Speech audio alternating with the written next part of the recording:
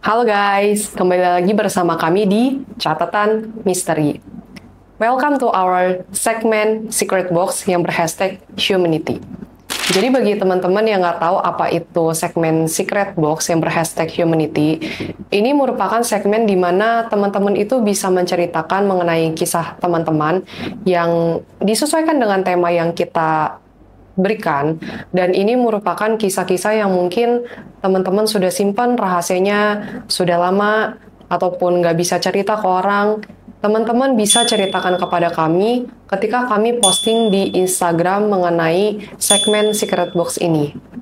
Dan teman-teman jangan khawatir bagi yang mau cerita ataupun ceritain sedikit kisah di segmen Secret Box ini, karena kami nggak akan sebutin namanya dan ini bakal kami sensor semua namanya, jadi aman dan terpercaya. Nah, hari ini segmen Secret Box yang akan kami bawakan bertemakan trauma terhadap pasangan, teman, maupun keluarga. Gimana kisah cerita teman-teman, dan apa aja sih abstrak alam yang bakal disampaikan? Jangan kemana-mana, stay di video ini.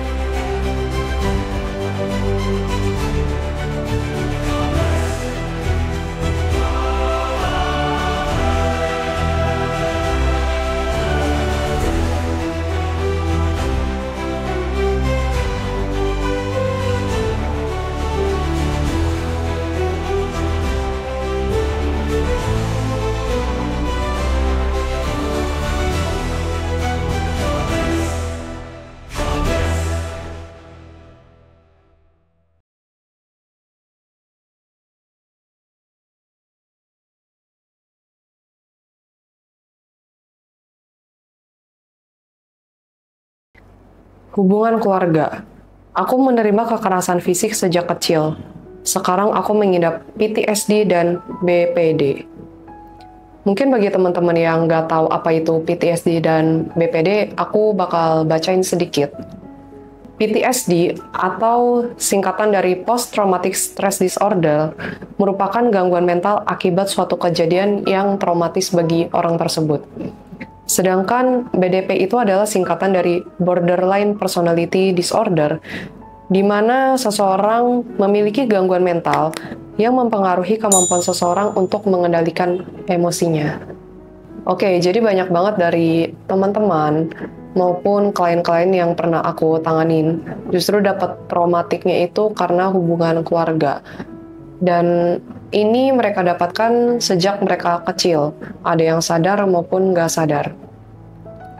Pesan aku, kalau misalnya teman-teman bisa untuk memisahkan jarak antara teman-teman dengan orang tua untuk sementara waktu, aku rasa itu adalah saran yang baik. Kenapa?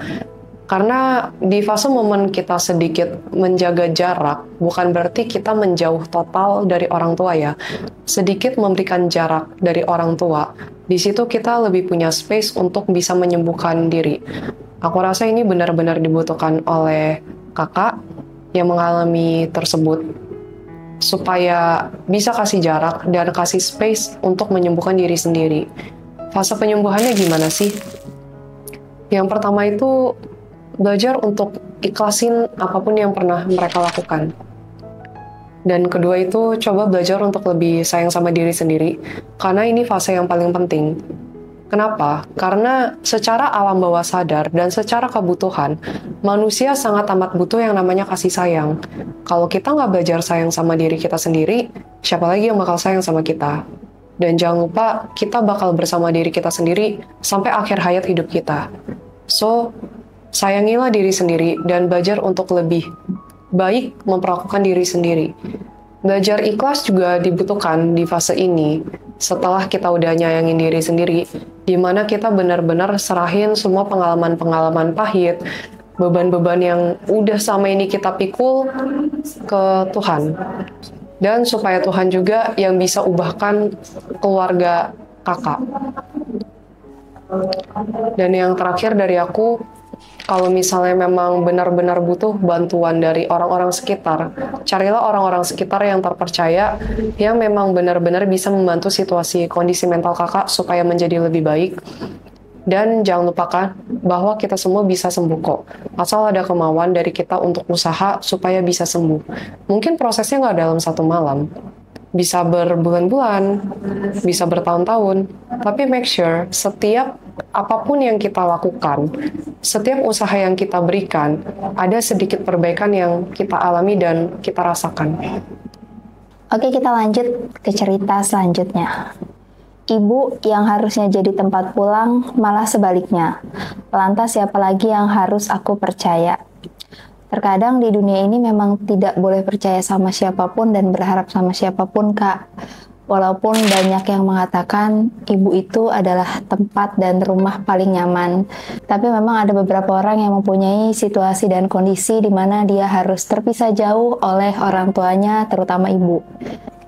So, kalau dari aku, percayakan saja semuanya kepada Tuhan dan serahkan semuanya sama Tuhan. Next, ketemu NPD kak, ditipu, diperas, dimanfaatkan, lalu ditinggal. Awalnya aja manis, love bombing.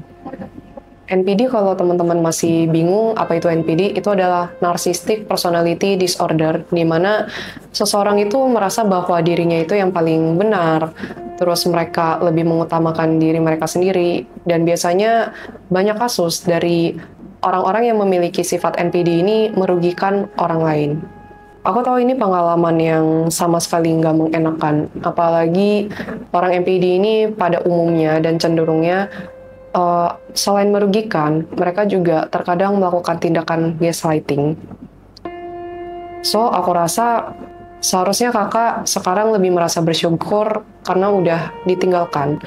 Mungkin fasenya benar-benar merugikan, tapi setidaknya lebih baik berpisah daripada bersama orang-orang yang menyakiti. Kenyataan itu memang pahit, tapi itu yang terbaik daripada kita terus-menerus bersama orang yang ternyata nggak baik, ternyata membohongi, dan ternyata sama sekali gak ada hati untuk kita. Belajar untuk ikhlasin apapun yang pernah terjadi, dan again, serahkan lagi ke Tuhan, karena biarkan Tuhan yang tegur orang tersebut. Tuhan paling tahu gimana cara menegur orang-orang yang tidak tepat. Jangan sampai kakak akhirnya masih dalam fase yang terluka, akhirnya pun memiliki banyak penyakit hati, di mana akhirnya memilih untuk membenci, kesal, dendam, ataupun memikirkan hal-hal tindakan yang negatif terhadap dia, yang nantinya akan menarik masalah-masalah ataupun kesialan-kesialan hidup yang lainnya. Lebih baik ikhlaskan aja orang-orang yang seperti itu, dan pilihlah orang-orang yang memang baik dan bijak di hidup kakak. Kita ke cerita selanjutnya. Ada sih Kak, jujur sampai sekarang aku pun masih sangat trauma berat dengan perceraian orang tua.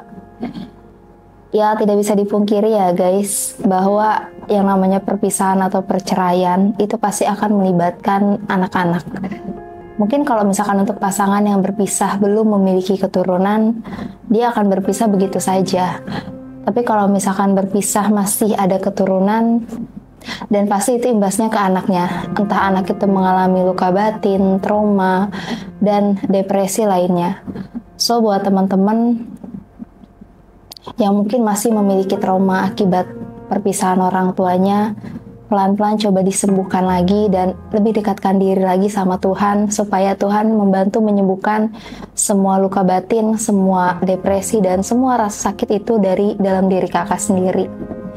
Dan yang pasti terus semangat untuk terus melangkah ke depan, karena hidup nggak cuma berhenti di satu tempat saja.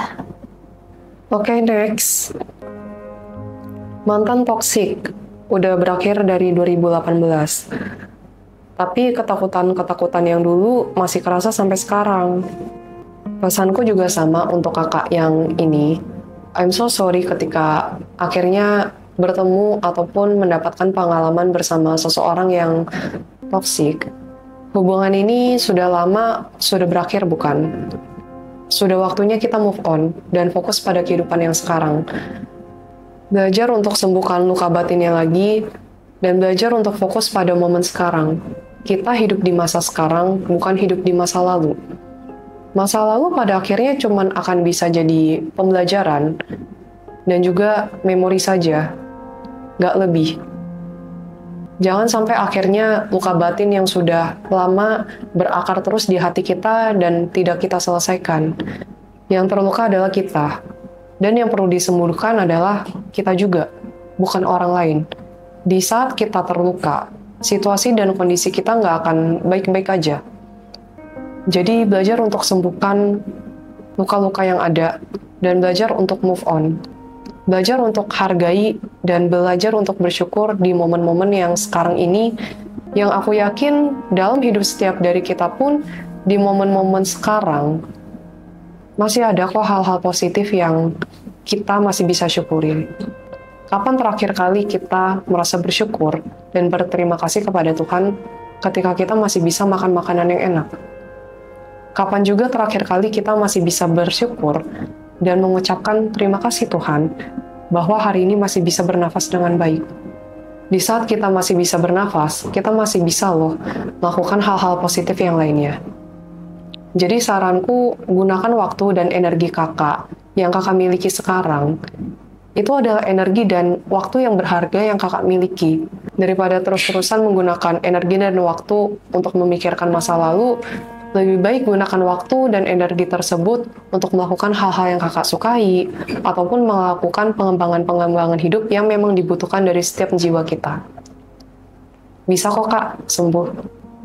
Next lagi, trauma dekat dengan seseorang, lebih suka di rumah, karena pernah melakukan dosa besar dengan mantan yang menyebarin serta pernah berteman ternyata teman nusuk dari belakang. Apalagi keluarga lebih percaya orang lain. Ini perihal dengan pasangan, teman, dan keluarga ya kak. Terkadang manusia itu memang tidak luput dari yang namanya dosa.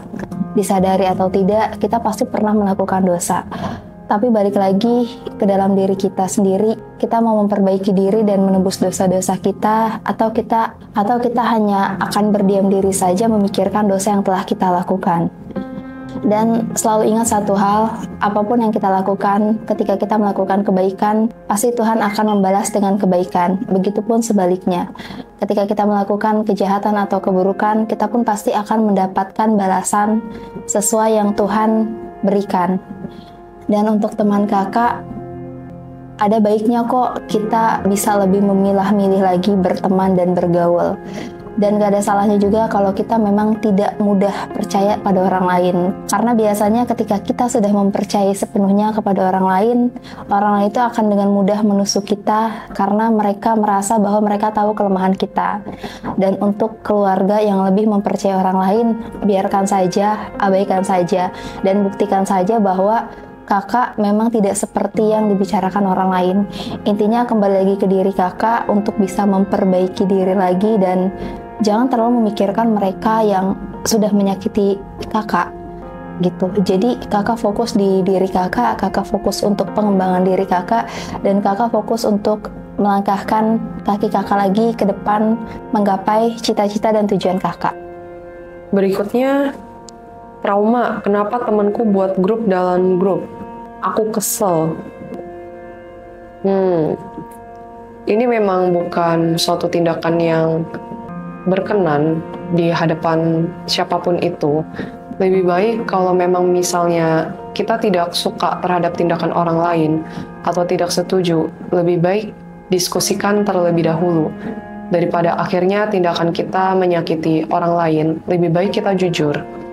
Pada akhirnya ego, ketidakpedulian, dan rasa membanding-bandingkan yang membuat sebuah hubungan itu hancur.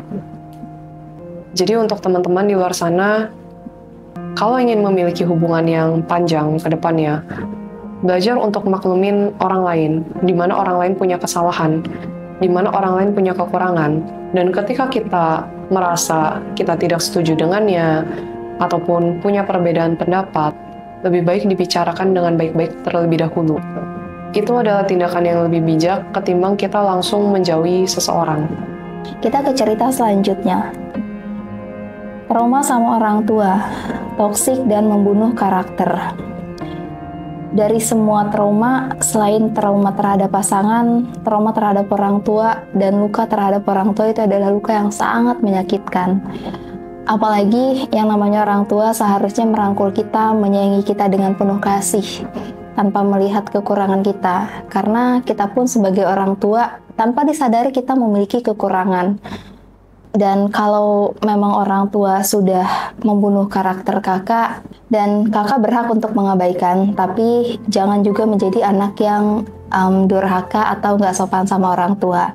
Kakak juga bisa memilih untuk berada di lingkungan yang dimana kakak tuh dihargain. Pergilah ke tempat dimana kakak dihargai, pergilah ke tempat dimana kakak disupport, pergilah ke tempat dimana kakak diterima dengan baik, sehingga kakak akan tumbuh dan perlahan melupakan semua rasa sakit kakak. So, tetap semangat buat kakaknya. Oke, next. Masih menikah dengan suami yang membuat trauma untuk menikah lagi bila nanti cerai. Apa yang sudah diperbuat suami sampai membuat kakaknya trauma? Kalau memang membutuhkan pertolongan, carilah pertolongan kepada orang-orang yang memang capable untuk membantu kakaknya, baik itu dari bantuan psikologis, ataupun pihak keluarga yang bisa menjadi penengah, teman, atau siapapun itu yang bisa membantu supaya kondisi dan mental kakak menjadi lebih baik lagi. Suatu hubungan tidak akan berjalan dengan baik jika salah satu hanya memikirkan dirinya sendiri. Suatu hubungan juga nggak akan berjalan baik jika keduanya tidak mengintrospeksikan dirinya sendiri. So, jika ingin memiliki hubungan yang baik, keduanya pun harus saling mengalah, keduanya pun juga harus saling memaklumi satu sama lain, dan keduanya pun harus saling menghargai satu sama lain. Dan yang terakhir, jangan lupa minta pertolongan dari Tuhan, supaya untuk mengubah situasi dan kondisi di dalam rumah tangga tersebut. Aku berharap yang terbaik untuk kakaknya. Oke, kita ke cerita selanjutnya. Aku punya trauma terhadap pertemanan. Sampai saat ini aku nggak punya sahabat karib, karena dulu pernah dibully. Jadi kemana-mana sering sendiri. Kebanyakan ya kak, orang-orang ketika sudah semakin bertambah usianya, ketika sudah bertambah pengalamannya, dan ketika sudah merasakan rasa sakit yang begitu banyak, dia akan lebih menikmati waktunya sendiri. Baik dari pertemanan pun mereka pasti akan memilih circle yang baik dan yang buruk. Kalaupun misalkan kakaknya pernah dulu dibully sama sahabat kakak sampai akhirnya kakak kemana-mana sendiri, gak ada salahnya juga kakak mencoba untuk membuka diri, membuka ruang lagi untuk berteman. Tapi balik lagi kak, berteman pun itu sangat wajib memilih. Karena kita gak bisa mengundang atau menerima semua orang yang mau masuk ke dalam hidup kita. Gitu, jadi pintar-pintar memilih circle pertemanan kakak, pintar-pintar kakak bertemu dengan orang baru siapapun itu, tapi balik lagi ya kak, kakak harus memilih apakah mereka layak dan pantas menjadi teman kakak, atau cuma sekedar say hello aja. Tapi menurut aku kemana-mana sendiri juga bukan hal yang buruk, karena kalau misalkan sendiri lebih baik, kenapa harus ada orang lain? Berikutnya, trauma nggak dianggap orang lain karena banyak kegagalan. Gimana cara biar nggak rentan gitu? Soalnya jadi perfeksionis. Kak, nggak semua orang akan menerima kita. Setidaknya belajarlah untuk menghargai diri sendiri. Di saat kakak tahu kakak punya value yang baik dalam diri kakak, pertahankan dan kembangkan lebih lagi. Mungkin orang tersebut nggak bisa menghargai, tapi one day dan suatu saat, ada kok orang lain yang bisa menghargai kakak. Nggak cuma dari kepribadian, suatu hari nanti akan ada kok orang yang bisa menghargai kepribadian kakak maupun hasil karya kakak. Jangan patah semangat kak. Jangan jadikan tindakan-tindakan negatif orang lain itu sampai masuk ke dalam hati dan mempengaruhi hidup kita. Dan ketika kakaknya sudah melakukan tindakan yang benar, jangan takut, karena Tuhan bakal ngebelain kakak kok. Pandangan manusia nggak akan bisa mengubah pandangan Tuhan terhadap manusianya. Jika tindakan kakak sudah benar, Tuhan akan ngebela dan akan tunjukkan buktinya ke depan semua orang. Tetapi kalau tindakan kakak yang salah, ataupun siapapun dari kita yang salah, Tuhan pasti akan menegurnya. So, jangan takut lagi, Kak. Jadikan kesempatan yang mungkin bagi kakak berat ini untuk jadi motivasi ke depannya kakak supaya menjadi lebih baik lagi. Jangan simpan semua kata-kata negatif ke dalam hati. Belajarlah untuk pilah dan filter mana kata-kata yang baik untuk hidup kita dan mana kata-kata yang tidak baik untuk hidup kita. Kata-kata yang tidak baik jangan masukkan di dalam hati. Hati tempat yang sakral untuk melakukan kebaikan, untuk memikirkan ketuhanan, dan juga untuk memikirkan kasih sayang. Oke, next. Tidak bisa mencintai dengan tulus, karena keluarga nggak ngungkapin selain dengan provide materi, jadi nggak tahu caranya. Cinta tulus itu adanya dalam hati, Kak. Dia akan tumbuh di dalam hati kakak. Ketulusan itu adalah dimana kakak bisa menerima semua kekurangan maupun kelebihan pasangan kakak. Dan yang aku tahu, Kak, ketulusan itu ketika kakak menerima pasangan kakak dengan sepenuh hati, tanpa melihat materi, tanpa memandang fisiknya, dan tanpa melihat masa lalunya seperti apa. Di situ kakak akan menemukan ketulusan. Kalau misalkan semua diukur dari materi, orang itu pasti hanya akan menilai dari satu sisi, yaitu materi. Gak akan pernah tercipta dan gak akan pernah ngerasain apa itu ketulusan. Tapi ketika kakak sudah menerima sepenuhnya dan benar-benar menyayangi orang itu dengan setulus hati, di situ kakak akan menemukan ketulusan yang luar biasa. Dan ketulusan itu datang dari hati ya, Kak, bukan dari orang lain. Itu dari kakak sendiri, dari diri kakak sendiri, dan dari hati kakak sendiri. Dan kalau misalkan kakak tanya caranya gimana, coba kakak kenali lebih dalam pasangan kakak, atau kakak menggali lebih dalam bagaimana kekurangannya, bagaimana karakternya, sampai kakak benar-benar menerima itu semua. Dan biasanya ketulusan itu juga datang ketika kakak bertemu dengan orang yang tepat menerima kakak dan menyayangi kakak juga. Dan itu kalau menurut aku ya, Kak, semoga seiring berjalannya waktu, seiring berjalannya perjalanan hidup yang kakak lalui, kakak akan bisa menemukan apa itu ketulusan. Oke, semangat terus kakak. Oke, next. Lisa, tetapi saya 4 kali gagal beruntun menjalani hubungan. Total 6 kali berusaha dan cukup trauma. Aku rasa di fase ini, kakak seharusnya menanyakan Tuhan terlebih dahulu, apakah Tuhan sebenarnya berkenan dengan hubungan ini atau tidak. Kalau Tuhan tidak berkenan, dan pasangan yang kita miliki itu bukan orang yang baik, Tuhan akan menggunakan berbagai cara untuk memisahkan kita, supaya kita tidak terjatuh ke dalam jurang yang lebih dalam lagi, dan supaya kita nggak tersakiti lebih lanjut lagi. Aku rasa kakaknya butuh take a break, belajar sayangi diri sendiri, dan jangan harapkan kasih sayang dari orang lain, dan perlakukan diri sendiri dengan lebih baik. Jangan terlalu banyak berharap kasih sayang dari orang lain, maupun kebaikan dari orang lain, karena manusia bisa saja berubah. Hari ini dia bisa berbuat baik, besok mereka pun bisa berbuat jahat. So, jangan harapkan kasih sayang, ataupun kebaikan dari orang lain. Belajarlah untuk sayang sama diri sendiri lebih lagi, dan belajar untuk lebih baik terhadap diri sendiri. Sesimpel kayak contohnya kakaknya men-treat diri sendiri dengan baik, lalu membuat diri sendiri happy, aku rasa it's more than enough kok. You will live happily. Ada maupun tidak ada pasangan, you can be happy. Lalu konteks kehidupan itu sebenarnya nggak cuma mengenai hubungan bersama dengan pasangan doang, tetapi konteks kehidupan itu sangat amat luas. Kita masih bisa dikasih kesempatan untuk eksplor mengenai hobi kita, kita diminta untuk eksplor mengenai pekerjaan kita juga bisa memiliki hubungan selain percintaan, ada keluarga, ada pertemanan.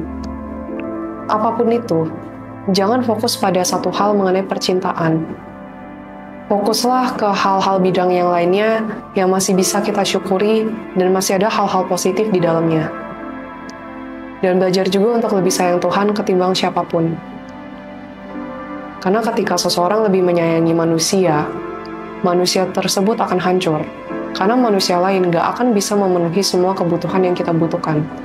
Tapi ketika kita belajar untuk sayang sama Tuhan, kita tahu mana yang benar, mana yang salah.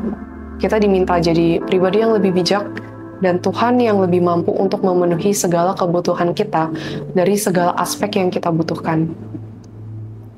So, ayo Kak, kita move on.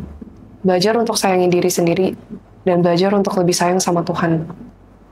Oke, cerita selanjutnya. Trauma terbesarku adalah pernah nakal sama pasangan, terus videoku disebar ke teman-teman IG-ku, sampai berasa banget malunya. Ya, ini bisa dikatakan adalah aib ya Kak. Dimana ketika kita melakukan sesuatu yang buruk, dosa, karena aib kita terbongkar, pasti orang akan menganggap dan memandang kita tuh rendah banget. Namun dengan kejadian begini, aku harap ini bisa menjadikan pembelajaran untuk kakak.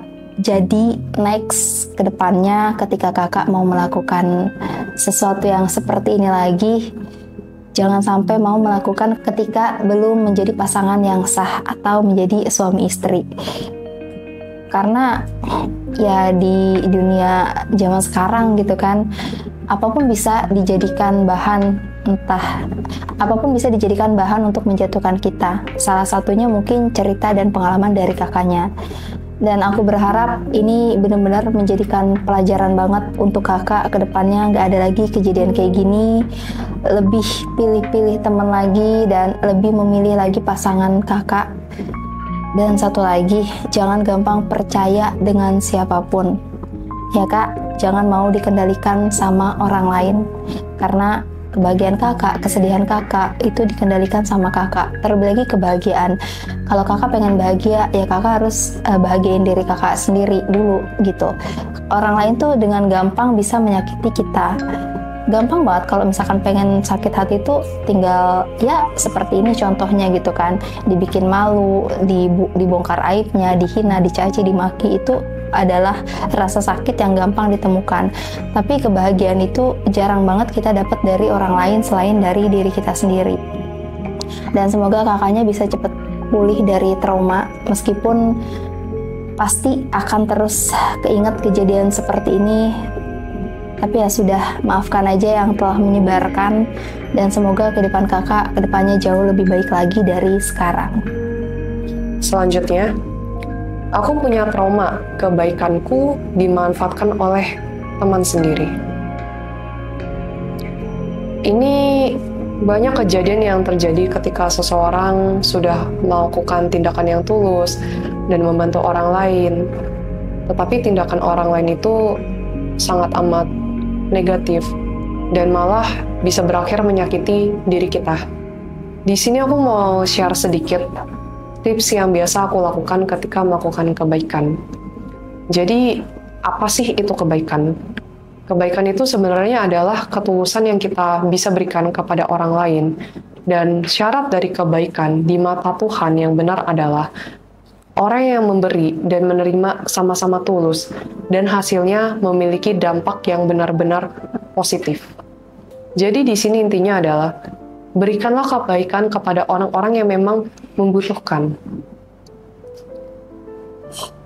Dan tips aku, biasanya ketika memberikan kebaikan kepada orang lain, jangan berikan terlalu banyak kebaikan kepada orang lain. Belajar untuk nilai dulu, dan lihat dahulu, orang yang kita berikan kebaikannya ini, orang yang seperti apa? Apakah dia layak untuk mendapatkan kebaikan atau tidak? Dan apakah dia orang yang benar-benar baik sehingga layak mendapatkan kebaikan, atau justru dia bukan orang yang baik? Jadi, ketika mengenal orang baru, berikan kebaikan itu, let's say, 1/4 doang. Jangan terlalu banyak. Kita kasih kebaikan, yang dimana kebaikan ini dia mau balas atau tidak, ya sudah, kita tidak merasa dirugikan sama sekali. Dan kita lihat dahulu, apakah ini adalah orang yang benar-benar baik. Kalau dia masih baik terhadap orang lain, berarti dia masih layak mendapatkan kebaikan lebih dari kakak. Tapi kalau dia bukan orang yang benar-benar baik, berarti di situ kita harus belajar bijak. Kebaikan maksimal yang bisa didapatkan oleh orang itu adalah 1/4. Kalau memang dia orang yang baik, kita baru boleh menaikkan sedikit kadar kebaikan kita lebih. Dari 1/4 mungkin naik jadi 1/2. Dan dilihat lagi, apakah orang ini masih tetap baik ketika menerima kebaikan lebih dari kita. Dan ketika orang tersebut tetap baik terhadap orang-orang sekitar ataupun membalas kebaikan kita, dan dia juga membawa nilai-nilai ketuhanan dalam dirinya, berarti kakaknya masih boleh mendapatkan sedikit kebaikan. Intinya, kebaikan baru benar-benar dinilai kebaikan jika itu hasilnya positif. Jika kebaikan yang kita berikan malah dampak dan hasilnya negatif, itu tidak dihitung kebaikan di mata Tuhan. Dan yang terakhir, jangan harapkan pembalasan kebaikan dari manusia manapun. Biarkan Tuhan aja yang membalas kebaikan kakak. Anggap aja kebaikan yang kakak berikan itu adalah untuk Tuhan, dan manusia itu adalah objek untuk kita melakukan kebaikan. Di situ aku yakin dan percaya, kita semua pasti akan tidak merasa sakit hati lagi ketika orang tersebut tidak membalas kebaikan kita lagi, ataupun memanfaatkan kebaikan kita. Karena Tuhan pun di sini pasti akan adil.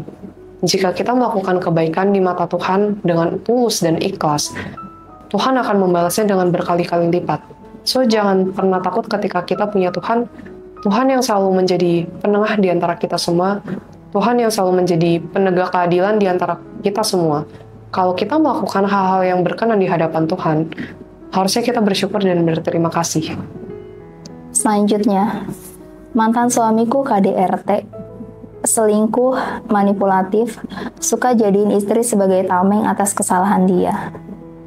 Kak, kalau misalkan dari aku ya Kak, apakah kakak masih bertahan dengan pasangan yang seperti ini? Kalaupun misalkan kakak masih bertahan untuk anak-anak, apakah kakak juga nggak kasihan sama anak-anak kakak gitu? Mungkin kakak sudah mengabaikan semua rasa sakit yang udah suami kakak kasih ke diri kakak, tapi kakak juga jangan mengabaikan perasaan anak-anak kakak. Terkadang perpisahan itu juga adalah hal baik.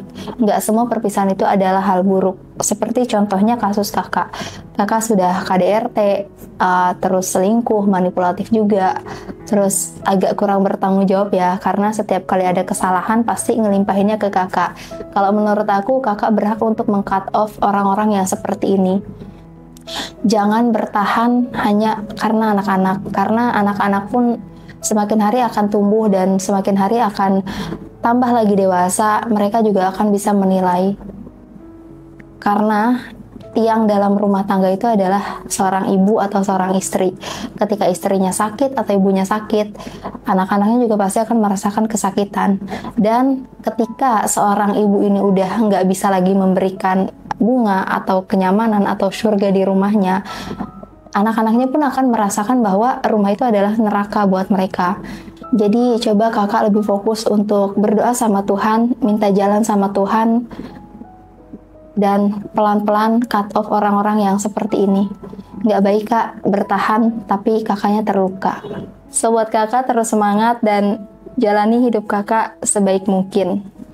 Selanjutnya, merasa dipilih kasih, tidak dicintai. Ini sebenarnya fase di mana bukan kakak yang tidak dicintai, tetapi kakak memilih untuk tidak mencintai diri sendiri. Belajarlah untuk lebih sayang sama diri sendiri tanpa mengharapkan kasih sayang dari orang lain. Aku tahu ini fasenya sulit, tapi bisa kok. Pada dasarnya, ketika kita mengharapkan cinta dari orang lain, ketika orang tersebut tidak bisa memenuhi cinta tersebut yang kita butuhkan, kita pasti bakal menderita. Kita pasti merasa sangat tidak disayangi, kita merasa sangat amat terluka juga. So again, yang sudah aku bilang juga dari awal video, belajar untuk sayang pada diri sendiri. Pada faktanya bukan orang lain yang tidak menyayangi kakak, tapi kakaklah yang tidak menyayangi diri kakak sendiri. Jika kakak udah belajar menyayangi diri kakak sendiri, maka kasih sayang yang kakak butuhkan sudah tercukupi dengan sendirinya. Belajar juga untuk lebih sayang sama Tuhan dan dekat sama Tuhan. Berharaplah kasih sayang dari Tuhan, karena kasih sayang Tuhan itu nggak terbatas. Sedangkan kasih sayang manusia sangat amat terbatas. Mereka hari ini bisa bilang, mereka suka ayam goreng. Tapi besok mereka bisa bilang, aku benci ayam goreng. So, sangat terbatas sekali kasih sayang yang bisa manusia berikan kepada orang lain. Jadi belajarlah untuk sayangi diri sendiri, Kak. Ayo, bisa kok. Jangan sampai akhirnya kita benci sama diri kita sendiri. Kita nggak memperlakukan diri kita sendiri dengan baik. Akhirnya kita sendiri yang sakit hati, yang berakhir pada kita melukai diri kita sendiri dan membuat kehidupan kita menjadi sangat amat tidak baik. Kita nggak kekurangan apapun kok, dan kita bisa kok untuk belajar kasih sayang kepada diri kita sendiri. Dan faktanya, kebahagiaan bukanlah tanggung jawab orang lain, tetapi tanggung jawab kita pribadi. Jangan lemparkan kebahagiaan kita di tangan orang lain. Buatlah diri sendiri lebih bahagia. Perlakukanlah diri sendiri dengan baik. Itulah yang dibutuhkan oleh jiwa dan tubuh kita. Perlakukanlah diri sendirimu dengan sangat baik, hargailah dirimu sendiri, dan belajarlah untuk sayang sama diri sendiri, karena jiwamu dan nyawamu bukanlah milikmu, tetapi milik Tuhan. Kita ke cerita selanjutnya. Aku trauma dengan laki-laki yang menilai karakterku dari face. Setelah kenalan malah menjauh kayak nggak pernah kenal. Ini biasanya untuk orang-orang yang berkenalan secara virtual LDR nggak sih? Tapi kalau LDR tuh sebenarnya masih mending karena kalian masih ada komunikasi melalui video atau saling kirim foto. Tapi kalau misalkan virtual, ada beberapa memang kasus virtual, mereka berkenalan secara virtual dan mungkin nyaman karena suara ya. Sekarang kan banyak banget nih suara-suara yang sleep callable banget gitu. Terus suara-suara yang berdemek banget dimana orang tuh akan jatuh cinta hanya dengan mendengar suaranya gitu loh. Dan nggak sedikit juga kasus seperti yang kakak alami ketika sudah ketemu karena jauh di luar ekspektasi dan di luar perkiraan ya, jadi akhirnya menjauh. So kalau menurut aku ya kak, kurang-kurangin mencari pasangan atau laki-laki dari dunia virtual gitu, karena dunia virtual tuh anggap aja itu cuma dunia tipu-tipu dimana kita cuma saling melepas penat untuk mencari hiburan. Jangan dianggap serius. Kalaupun misalkan kakak saat ini sedang mencari pasangan untuk serius, lebih baik kakak cari di real life kakak. Entah mungkin kakak bisa minta teman-teman kakak kah, atau mungkin kalaupun misalkan kakak ada berkenalan di virtual, jangan langsung mau pacaran gitu. Jadi ya udah ketemu dulu gitu dan cari lokasinya yang nggak jauh dari tempat kakak. Jadi masih bisa terjangkau. Itu sih kak menurut aku. Dan satu lagi, jadikan ini semua pelajaran kedepannya kakak tidak melakukan kesalahan yang sama seperti ini. So semangat terus. Oke, selanjutnya. Dapat atasan yang terlalu menekan dan mantau kerjaan kita. Jadinya nggak nyaman karena berasa nggak dipercaya. I'm so sorry, akhirnya kakak mendapatkan pengalaman yang nggak enak. Dan I know rasanya ketika seseorang terlalu memantau dan juga mungkin tidak memberikan space untuk kita melakukan pekerjaan kita dengan baik. Sekarang yang bisa kakak lakukan adalah lakukan pekerjaan itu dengan baik dan jangan gunakan hati ketika bekerja. Lebih baik gunakan hati dan energi kakak yang berharga itu untuk melakukan hal-hal yang kakak sukai di luar dari pekerjaan. Ketika kakak sudah melakukan tanggung jawab di kerjaan ini dengan baik, jangan pernah takut, karena hasil akan mengikuti kok. Kalau misalnya kakak merasa terlalu berat, mungkin kakak bisa taking a break sebentar untuk healing, dan setelah udah healing, baru lanjut kembali kerja. Atau serahkan saja mengenai atasan kakak ke dalam tangan Tuhan.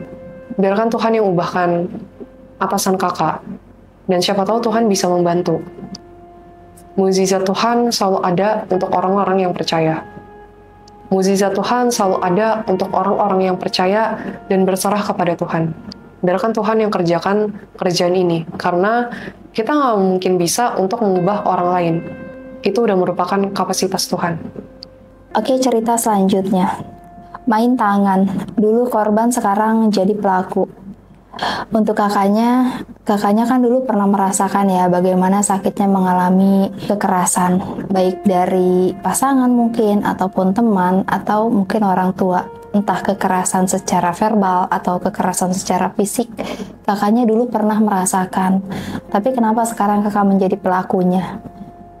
Gitu. Kalau misalkan kakak dulu pernah merasakan bagaimana sakitnya seperti itu, jangan juga kakak sekarang menjadi pelaku yang menyakiti orang lain dengan alasan kakak melampiaskan semua itu ke orang lain. Karena orang lain gak bersalah untuk semua kesakitan kakak. Orang lain gak tahu apa-apa untuk semua luka yang kakak alami. So, kalau menurut aku, kakak bisa menghilangkan dan jangan lagi menjadi pelaku kekerasan. Karena kakak sendiri pun sudah mengalami bagaimana sakitnya seperti itu. Kakak pun sudah mengalami bagaimana tidak enaknya seperti itu. Jadi intinya kakak jangan melampiaskan semua rasa sakit hati kakak ke orang lain yang sama sekali tidak tahu apa-apa, Kak. Justru kakak harus bisa lebih memperbaiki diri kakak. Justru kakak harus bisa lebih mendekatkan diri lagi sama Tuhan dan minta petunjuk Tuhan serta minta rangkulan Tuhan bahwa kakak bisa sembuh, kakak harus menyembuhkan semuanya sendiri. Ingat ya kak, perbuatan baik pasti akan ada balasan baik dan perbuatan jahat pasti akan ada balasan jahatnya juga. Ya, so pelan-pelan ya kak, kakak merubah dan menghilangkan untuk tidak lagi menjadi pelaku kekerasan dalam bentuk apapun itu. Semangat terus! Selanjutnya, puji Tuhan, alhamdulillah dah lupa. Jengkel sih sering, tapi kalau trauma, I won't let that happen to myself again. Good job kakaknya. I feel happy for you. I hope kedepannya kita semua bisa menjadi lebih baik lagi. Yang selanjutnya, takut menikah karena melihat hubungan orang tua dan pernah menerima pelecehan verbal dari ayah. Lagi-lagi aku bilang ya guys, bahwa trauma paling menyakitkan itu adalah dari orang tua kita sendiri. Apalagi untuk anak perempuan ya, dimana kita tahu bahwa cinta pertama dari seorang anak perempuan itu adalah ayahnya. Tapi ketika ayahnya sudah menyakiti anaknya tersebut, maka anak tersebut tuh akan tumbuh tanpa rasa percaya diri.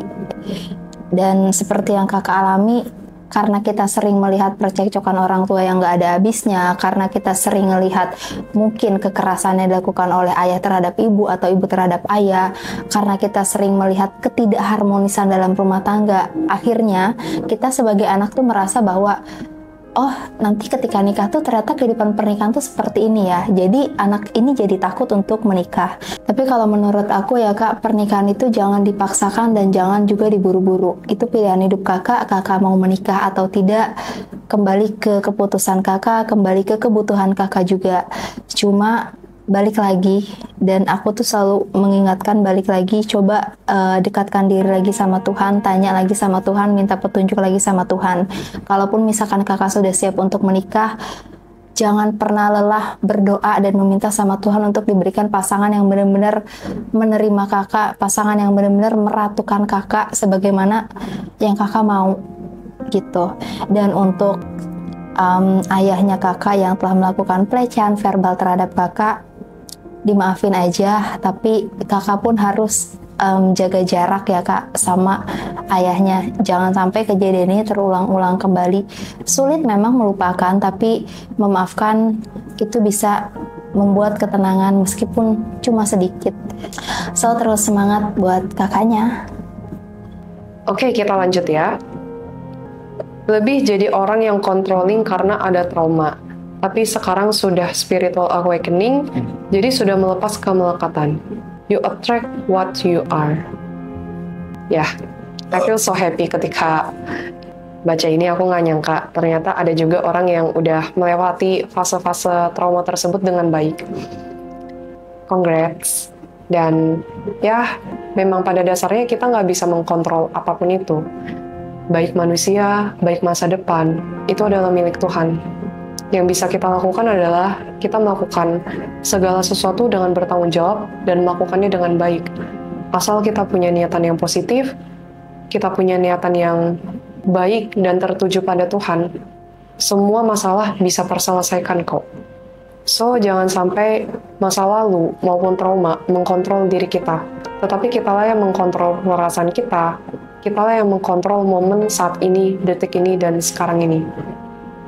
Hargai detik ini, sekarang ini.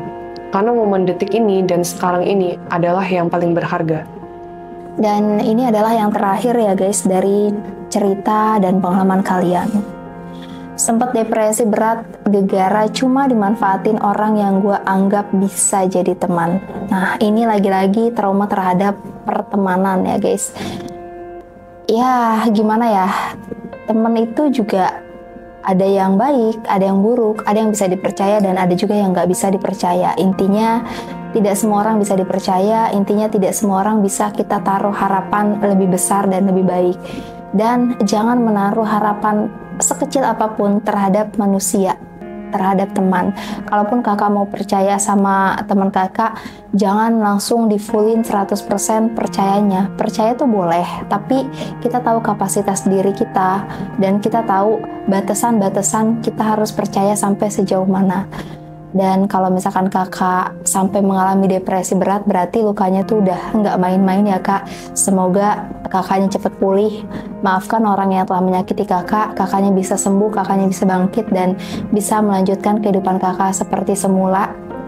Dan satu lagi, tetap semangat, raih semuanya yang pengen kakak raih, kejar semua cita-cita dan angan kakak, fokus ke diri kakak, jangan lagi fokus dengan semua luka yang orang lain berikan. Maafkan dulu diri kakak sebelum kita bisa memaafkan orang lain, karena ketika kita sudah memaafkan diri kita, kita akan bisa lebih legowo memaafkan orang lain. Dan satu lagi, jangan pernah lupakan bahwa kakak masih punya Tuhan. Ketika teman-teman menyakiti kakak, kakak masih punya Tuhan yang selalu melindungi dan menyayangi kakak. So, tetap semangat. Kita move on ke cerita selanjutnya. Cuman mau bilang, please berbuat baik. Mulut jangan terlalu ringan. 20 tahun yang lalu, pas SMP, ada teman sekolah bilang mukaku kayak ban pecah. Menurut orang lain, mungkin ini hal kecil, tapi dampaknya gede banget sampai sekarang. Bahkan pas konsultasi dan di scanning Ci Aileen, oh, ternyata ini adalah klienku ya. Halo, kakaknya. Hal pertama yang dia kasih tahu ke aku, you feel not worthy. Yaitu, karena ucapan kasar ngehina bocil 11 tahun.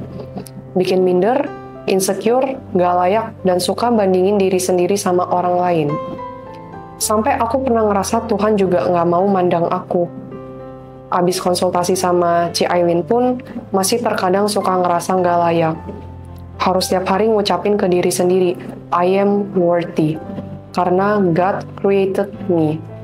Sekarang masih berusaha buat merasa layak, karena aku juga ciptaan Tuhan, dan kasih Tuhan itu sangat amat nyata. Plus udah waktunya aku belajar mencintai dan merawat baik Tuhan, enjoying self-care di badan bersama Bapak. Please be kind. Semoga Tuhan selalu bersama kita semua dan memberkati kita. Thank you udah cerita panjang lebar kakaknya dan udah sharing di sini. Aku setuju dengan pendapat kakaknya. Belajarlah untuk menjaga ucapan dan tindakan kita, karena bisa saja ucapan dan tindakan kita menyakiti orang lain. Hal ini pun juga sangat tidak berkenan di hadapan Bapa maupun Tuhan. Karena Tuhan tidak pernah mengajarkan sesama manusia untuk merendahkan manusia lain. Tuhan tidak pernah juga mengajarkan manusia untuk menyakiti maupun berbuat jahat kepada sesamanya. Tindakan dan perbuatan kita bisa saja menyakiti orang. Dan ketika seseorang sudah terlukai, mereka membutuhkan proses untuk menyembuhkan dirinya sendiri. So, belajarlah untuk menghargai sesama dari kita. Karena aku, kamu, maupun siapapun yang ada di muka bumi ini, semua manusia dipandang Tuhan sama rata kok. Sama-sama disayangi, sama-sama dikasihi, sama-sama dijaga, sama-sama dirawat dengan baik oleh Tuhan. Dan untuk kakaknya, belajarlah untuk move on. Itu sudah kejadian yang masa lalu. Sekarang kakak sudah punya Tuhan. Jangan takut lagi. Serahkan orang tersebut ke dalam Tuhan, biar Tuhan yang tegur. Yang lalu sudahlah berlalu. Jangan dipikirkan lagi. Belajarlah untuk sayang sama diri sendiri. Karena pada dasarnya kakak nggak ribut dengan orang tersebut lagi. Tapi kakak ribut dengan diri sendiri. Di fase dimana kakak tidak damai dengan diri sendiri. Dimana di fase kakak yang merasakan energi-energi negatif dari hati sendiri. Aku rasa sudah cukup kah? Belajar untuk sayang and be happy. Belajarlah juga untuk lihat point of view dari Tuhan. Jika yang dipegang adalah point of view dari Tuhan, kita akan menjalani hidup lebih bijaksana kok. Kita tahu mana yang baik, mana yang tidak. Kalau itu adalah sesuatu hal yang tidak baik untuk kita, jauhkan darinya. Jangan sampai luka batin ini terus-menerus berakar di hati kakak. Kakaknya bisa kok. Jangan menyerah kak, ayo bisa sembuhin luka batinnya. Ada Tuhan, pasti bisa sembuh. So, itu aja kisah dari teman-teman yang sudah kami semua bacakan. So, sorry guys kalau misalnya nggak semua dari kisah teman-teman itu bisa kita bacakan semua karena terlalu banyak dan videonya bakal panjang banget. Dan sekarang aku bakal nanya ke Abstrak Alam mengenai situasi dan kondisi mengenai trauma yang dialami oleh teman-teman.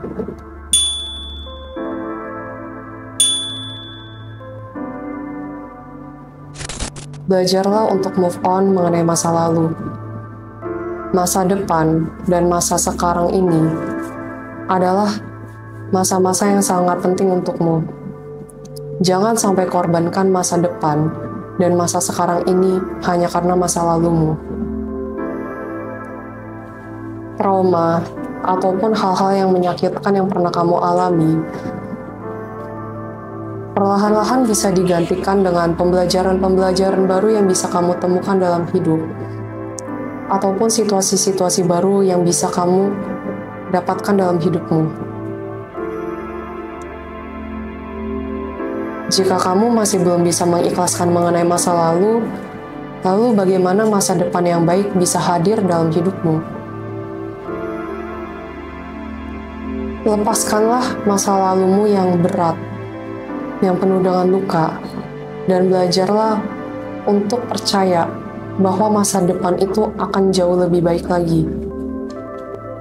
Mintalah juga bantuan dari Tuhan untuk menghadapi situasi-situasi yang mungkin kamu rasa sangat sulit. Tuhan selalu senantiasa untuk membantu anak-anaknya yang dalam kondisi kesulitan dan dalam kondisi yang benar-benar membutuhkan. Ikhlaskanlah juga mengenai masa lalu, karena terkadang orang yang kita pikir menyakiti kita, terkadang itu memang tidak punya niatan menyakiti, ataupun tidak sengaja menyakiti kita. Dan juga bisa jadi ada juga orang-orang yang memang tidak sengaja melakukan kesalahan-kesalahan tanpa mereka sadari. Manusia pada dasarnya memang sering melakukan kesalahan. Dari situlah kita bisa belajar mengenai kesalahan-kesalahan yang pernah dibuat oleh mereka, supaya tidak kita ulangi lagi. Ambillah semua pembelajaran yang ada dari pengalaman-pengalaman yang sangat amat pahit tersebut, dan bawalah bekal itu untuk membuat kehidupanmu ke depannya menjadi jauh lebih baik lagi. Sekarang adalah saatnya untuk memilih membuat dirimu menjadi lebih baik lagi atau tidak. Dan yang terakhir, jangan lupakan bahwa masih banyak hal yang ada di masa depan yang harus kau hadapi. Tuhan selalu menyertai kamu semua. Itu guys pesan dari Abstrak Alam, dan mungkin sedikit pesan tambahan dari aku. Janganlah punya niatan untuk menyakiti siapapun. Kalaupun kita melakukannya dengan tidak sengaja, katakanlah maaf kepada orang yang bersangkutan, karena itu bisa membuat mereka untuk sedikit menyembuhkan luka batin mereka. Dan teruslah untuk membuat diri kita sendiri menjadi pribadi yang jauh-jauh dan jauh lebih baik lagi ke depannya. Karena momen sekarang bukanlah titik terakhir kita akan berhenti, tetapi masih ada masa depan yang harus kita hadapin. Jangan sampai kita melantarkan masa depan dan mengorbankan masa depan kita karena kita terlalu banyak memikirkan masa lalu. Karena kita terus-menerus hidup dalam rasa sakit yang ada di masa lalu. Jangan lupa juga, one day kita harus pulang. Tempat kita bukan di sini, dan kita harus pulang ke rumah Bapa. Lakukan yang terbaik dalam hidup, dan sisanya serahkan ke dalam tangan Tuhan. Tuhan punya segala cara untuk membantu kehidupan kita menjadi lebih baik. Tuhan punya cara juga untuk menyembuhkan luka batin kita. Pada akhirnya, yang benar-benar kita butuhkan dalam hati kita, hidup kita, jiwa kita, dan roh kita adalah Tuhan itu sendiri. So, untuk teman-teman yang mungkin masih merasa terluka, atau mungkin masih mengalami fase di mana mengalami trauma sekarang, mengalami hal-hal yang tidak mengenakan dalam hidup, carilah Tuhan. Percayalah bahwa masa depan itu miliknya Tuhan, dan Tuhan bisa mengubahkannya menjadi jauh lebih baik lagi. Dan itu dia guys segmen Secret Box hari ini. Terima kasih untuk teman-teman yang sudah mempercayai kami dan mau menceritakan semua trauma-trauma yang teman-teman rasakan. Semoga pesan-pesan atau abstrak alam yang kami sampaikan bisa memberikan dampak positif untuk teman-teman semua. So, sampai jumpa di konten-konten selanjutnya. Bye-bye.